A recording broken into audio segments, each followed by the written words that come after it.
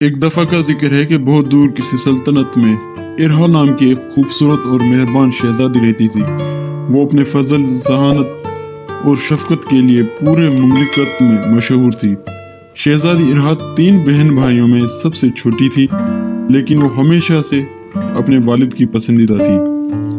بہارستان کی سلطنت بہت خوبصورت اور خوشحالی کی جگہ تھی۔ کسی سرسبز باغات، چمکتی ہوئی ندیاں اور عالیشان محلات پڑوسیوں کی سرزمین پر رشک کرتے ہوئے، لیکن بہارستان کے لوگ اپنی شہزادی سے زیادہ پیار کرتے تھے۔ اس کی مہربانی کی کوئی حد نہیں تھی اور وہ اکثر اپنے دن غریبوں کے ساتھ مدد کرنے میں گزارتی تھی۔ ایک صبح جب شہزادی اپنے شاہی باغ میں ٹہل رہی تھی تو اس نے دیکھا کہ ایک بھکاری برگد کے درخت کے نیچے بیٹھا ہے۔ اس کے کپڑے پھٹے ہوئے تھے اور اس کا چہرہ سختی سے الجھا ہوا تھا۔ شہزادی نرم مسکراہٹ کے ساتھ اس کے پاس آئی اور پوچھا، میرے دوست، تمہیں کیا تکلیف ہے؟ فقیر نے حیرت سے اوپر دیکھا۔ اس نے یہ توقع نہیں کی تھی کہ کوئی شہزادی اس سے بات کرے گی۔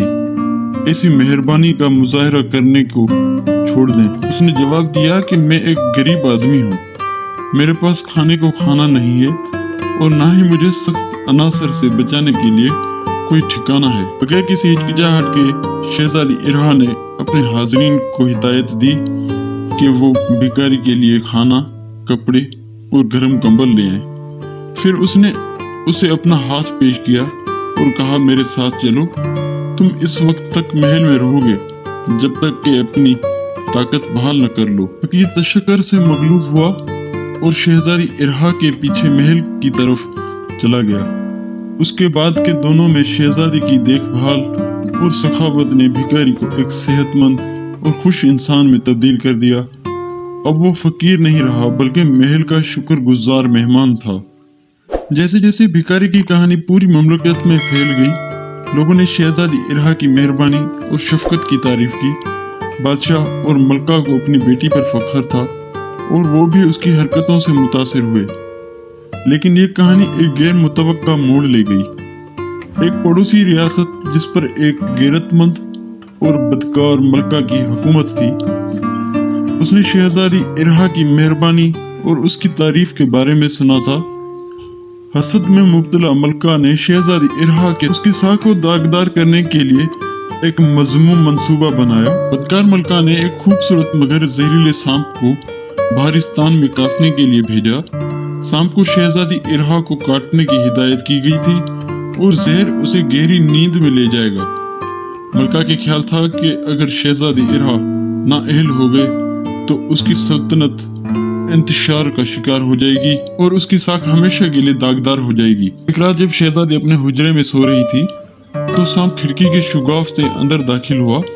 یہ حملہ کرنے کے لیے تیار شہزادی کے قریب پہنچا، لیکن جیسے ہی سانپ اپنا فن اٹھائے، ایک بہادر اور وفادار محافظ کمرے میں داخل ہوا۔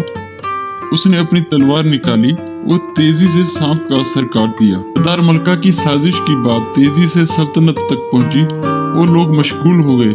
پڑوسی سلطنت نے یہ دیکھ کر ان کا منصوبہ ناکام ہو گیا ہے، ذلت کے ساتھ پیچھے ہٹ گیا۔